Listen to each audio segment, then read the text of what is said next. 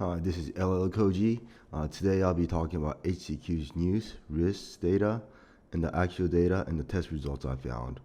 And just want to let everyone know that HCQ does not work all the time. It's not a miracle drug. And then I'm not a doctor, so be sure to consult your doctor before using anything. And today's topic is going to be about what is HCQ, why I made this report, and the Trump's quote. It's related to risks, information about the risks and the side effects, and the field studies of HCQ, and the latest information I found, and the summary. So what is HCQ? HCQ, hydroxychloroquine, also known as Plaquenil, belongs to a group of medicine called quinaline. It was approved in US in 1955. Plaquenil is used to prevent prevention of malaria, a disease caused by a parasite that enters the body through bites of mosquitoes, and then it is common in such places as Africa, South America, and Southern Asia. So if you're worried about minorities, then that should be covering it. It should be obvious, but hydroxychloroquine is not same as chloroquine phosphate. There's some dummies that drank a fish tank cleaner that had chloroquine phosphate, I guess assuming that it was hydroxychloroquine, and drank it. So yeah, don't do anything like that. So why I made this report and the Trump's quote. So reason why I made this report is on March 19th, I informed some of my friends that HCQ may be a potential drug for the COVID-19. So I sent them some of the Lincoln paper, and then on March 20th, Trump says that, well, I feel good about it, and then that was it. And then on April 7th, 2020, he went up and said, "You're not going to die from this pill. I'm not a doctor. Get a physician's approval." And then after the 7th, more and more negative news started to come out. So I was like, let me look into that. Here we'll look into some of the reports that was made by some doctors, experts, and medias. And then most of the negative news started coming out after Trump's second announcement. And then you can see from the dates here that it's all after Trump's second announcement. And then we can look at this report. It says NIH panel recommends against drug combination promoted by Trump for COVID-19. And then it says the combination of HCQ and azithromycin was associated with QTc prolongation in patients with COVID-19, the panel said. And it says it's all based on data. So I wanted to look into the data and then what they all found. And this was from NPR, but I couldn't find any data on that site. Also, just want to let you know that there's reason why I highlighted the NIH panel in this PowerPoint slide. You'll see later on. And then this news is from Mayo Clinic cardiologist. It says it's inexcusable to ignore the HCQ side effects. They entered the danger zone, Ackerman said. This is not just my hunch that patients are going to be reacting to the drug, but they are reacting to the drug. But he didn't have any reports or data as to what kind of reactions they were having. So I wanted to look into some of the reactions that if I can find any. So I heard that FDA had a warning, so I went to go check out the FDA site to see what they all have to say. And it says FDA cautions against use of HCQ or chloroquine for COVID-19 outside of hospital settings or clinical trial due to risk of heart rhythm problems. So I went to the safety concerns in FDA announcing. The FDA is aware of reports of serious heart rhythm problems in patients with COVID-19 treated with HCQ or chloroquine, often in combination with azithromycin and other QT prolonging medicine. We are also aware of increased use of these medicines through outpatient prescriptions. Therefore, we would like to remind healthcare professionals and patients that of the known risks associated with both HCQ and chloroquine. We will continue to investigate the risks associated with the HCQ and chloroquine for the COVID-19 communicate publicly when we have more information. So they say they talk about the risk, but they don't say exactly what the risk is. So I went to the bottom and it says, what did FDA find? it says on the bottom of it, we are continuing to investigate the safety risk in patients with COVID-19 and will communicate publicly when more information is available. So that means that they didn't have any information right now, but they talk about the risk without informing me what the risks are. So look for the actual risk and then what kind of side effects it has. I went to go look at the poison control. It says chloroquine and HCQ can have serious side effects. Like, wow, what are the serious side effects? And then I read through and it says chloroquine and HCQ have major drug interactions with other medicines that can put a person at an even greater risk of abnormal heart rhythm. For example, a commonly used antibiotic, azithromycin, is also being investigated for possible benefit in treating COVID-19, but it also has a no major drug interaction with chloroquine and HCQ. And after that, just like all the other sites that I went through, they didn't have any information. So I looked around on the web to see if it's only bad news that I can find after Trump made the statement. On March 29th, it's not after the second one, but it's after the first one. And then I found that some from American College of Cardiology, ventricular arrhythmic risk due to HCQ, azithromycin treatment for COVID-19. It has all the information, and at the closing, it says, despite these suggested findings, several hundred million courses of chloroquine have been used worldwide, making it one of the most widely used drugs in history, without reports of arrhythmic death under WHO surveillance. So I went to go look to see what the report had to say from WHO. And then, so I was able to find the WHO's information that was referred to in the American College of Cardiology. And it was from 2017 March report, the cardiotoxicity of antimalarials. So it talks about different drugs that they use to treat for malarial disease, and then chloroquine and HCQ is one of them. And then I went to the conclusion and recommendation, see what the conclusion was.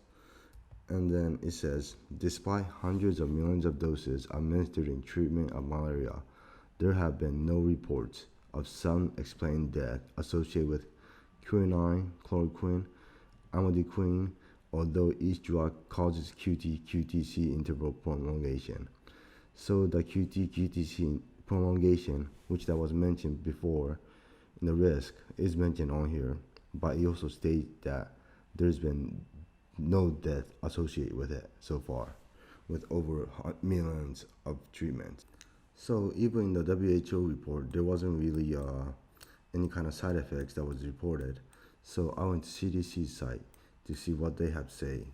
And then this is pre-Trump's report too.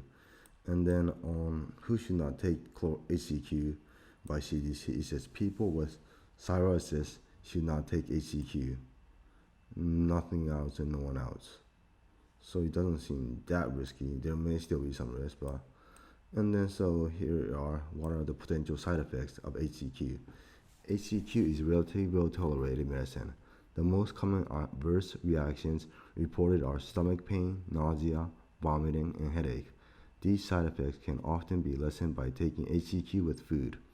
HCQ may also cause itching in some people. All medicine may have some side effects. Minor side effects such as nausea, occasional vomiting, or diarrhea usually do not require stopping an anti-malarial drug. If you cannot tolerate your anti-malarial drug, see your healthcare provider. And then, so looking at the side effects, it seems like there's nothing that severe that even CDC says. And then just like CDC says, all medicine may have some side effects. Now we'll look at different information regarding risks and side effects.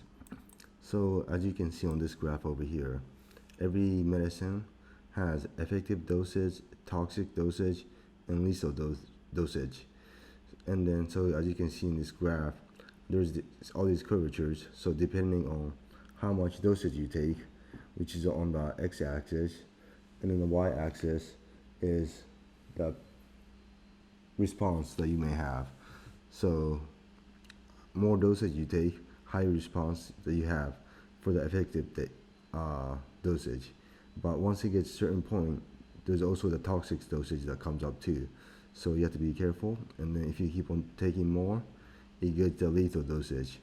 And then where the half point square the line meets is where the 50% of people could be effective, toxic, or lethal. So that couple find their lethal dosage, I guess, but 50% because one died and one lived. So besides CDC, let's look at what WebMD had to say for some of the rare side effects.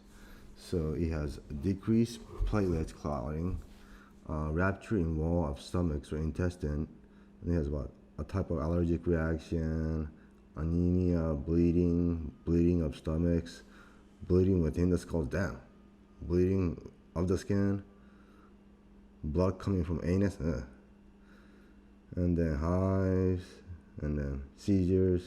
That does not look good, does it? This is actually for aspirin, so don't worry, it's not for HCQ. Now, let's actually look at HCQ, Plaquenil. So, on the if experience, these tend to have severe expression, disorder of retina of the eyes, abnormal function of cornea in the eyes, corneal opacity, scarring disorder that results in clouding of the cornea of the eyes. Yeah, I guess that's somewhat bad, so you may want to avoid that. And then see the risk depending on what the death rate is and everything.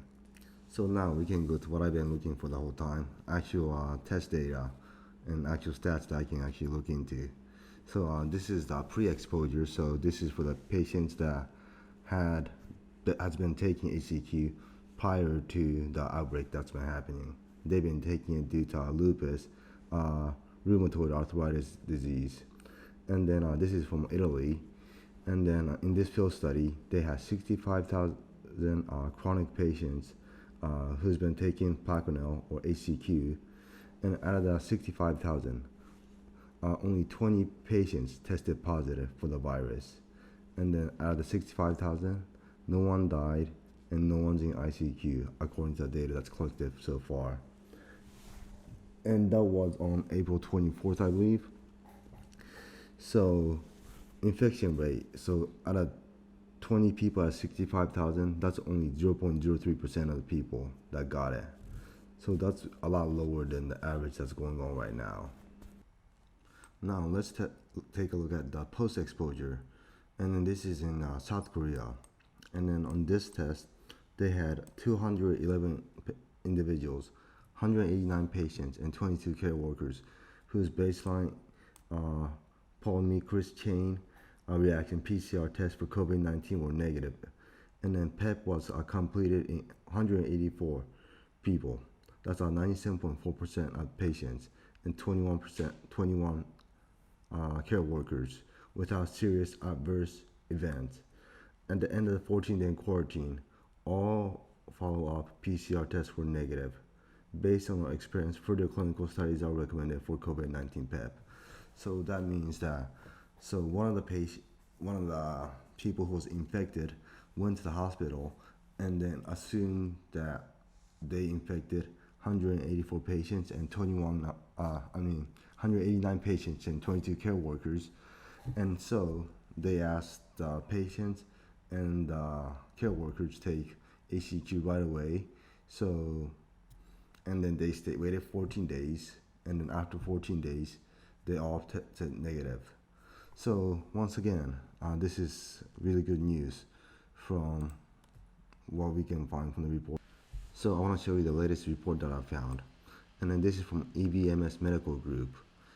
And it says urgent. Please circulate as widely as possible. It is crucial that every pulmonologist, every critical care doctor and nurse, every hospital administrator, every public health official receive this information immediately. This is our recommended approach to COVID-19. Based on the best and most recent literature, we should not reinvent the wheel, but learn from experience of others. This is a very dynamic situation. Therefore, we will be updating the guideline as new information emerges. Please check on EVMS website for updated version of this protocol. And then it also states right here, if what you're doing ain't working, change. And then what's good about this information is this has the time course of how long it's been since you first were contacted through incubation, symptomatic, early pulmonary phase, and late pulmonary phase. And then depending on different phases, they recommend different treatments and also potential therapies. And as you can see here, from 5 to 11 days, they have the clinical symptoms such as fever, malaise, cough, headache, and diarrhea. And then for treatment approach, it has antiviral medicine, potential therapies, remdesivir, HCQ 400 200 milligrams for 5 days, vitamin C for 500 milligrams, and then after 11 to 14 days, it says MP 40 milligrams per day, enoxaparin 60 milligrams per day, and vitamin C 500 milligrams. And then after 14 days, if it still gets worse, it says methylprednisolone 40 milligrams and enoxaparin 1 milligram, and then keep on taking vitamin C. So it looks like throughout the whole entire event, vitamin C is really good for you, and then only for the first 5 to 11 days, HCQ is recommended. So that makes sense because both previous reports from Italy and South Korea was administered right away or was from prior to it, so that's why they were okay. So after 11 days, don't don't bother taking CQ is what I can say from the reports that I've seen. And it says on the bottom, however, timing is critical. So be sure to follow the timing and then get treated right away. Initially, I wasn't going to include this information because not because it was contradictory, because it seemed like it has some malintent to it. But I'll go over this report. So from VA, it says points to increased mortality with HCQ. So I was wondering, like, wow, is that really true? So I want to see what kind of dosage they gave them, and then when the timing was, because on the previous page it says it's only effective up to 11 days. So I went through the procedures and everything. I could not find exactly when they were administered from the day that they were incubated or the day they came in contact with them. And also looking through the procedures, I noticed that the high dosage has 600 milligrams of chloroquine and 400 milligrams of chloroquine for the low dosage. So even the low dosage is higher than the high dosage, which was recommended in the previous page. So in the summary, it says that does not state the timing of the usage, and if it passed 11 days in the previous page, it says it's not going to work, so maybe that could be the reason why. And the test dosage seems pretty high than what it should be. Well, I just hope that the doctors or whoever that was doing this procedure was not using patients' lives so they can prove their point. Now for the summary, it's HCQ versus the new drug that might be coming out to cure COVID-19. It could be Gilead, Regeneron, or something. So years of usage, it's 65 years. It was approved in 1955. And then the new drugs, it's still going through testing, so it has 0 years. And then numbers administered, it has hundreds of millions. And then, as it was in the first page, it's been used in Africa, South Asia, so it's not just white people that will use that. So if you're worried, that should be covering it. And then deaths reported, according to WHO, there's 0 direct death that was related. And then for the new drug, we don't know because we don't really have any actual test data. And then is it effective at all times during the whole entire lifespan of coronavirus? No, it's only good up till 11 days since you come in contact with it. For the new drugs, I'm not sure if it may be effective all time or what. And then for the pre-exposure test, they done it. The people that has been taking it, there's 65,000 people, and only 20 people tested positive out of 65,000. And then for the post-exposure test, there was 211 patients that took it in South Korea. And then also the cost.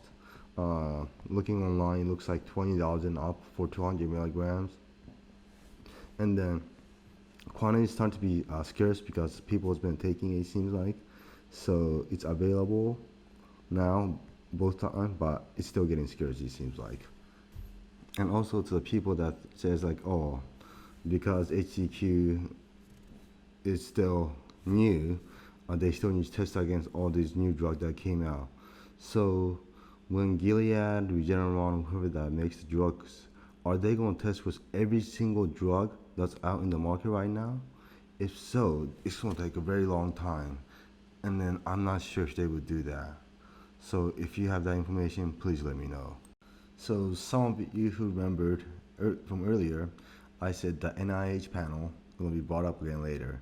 So now here it is. So I went to the NIH's financial disclosure for the company related to COVID-19 to see who's on the panel member to decide the actual treatments and diagnosis. So looking at it, the people that went against HCQ were 8 of the members are from Gilead, and then 2 of the members are from Regeneron, and then those are the companies that's trying to make the new drug for COVID-19. So, well, you could say they might have some kind of interest when they were saying no to HCQ, so they can maybe make some money, but I'm not sure. Thank you very much for watching, and be sure to subscribe and like this video. And just want to say, if whoever that want to criticize me or this video, I'm just a dumb high school grad, and I was able to make all this report and make this logic up. So if you're gonna critique it, be sure to have enough same data or more, especially if you're smarter than me or if you're a doctor, expert, etc. Well, hope to see you everyone soon, and take care.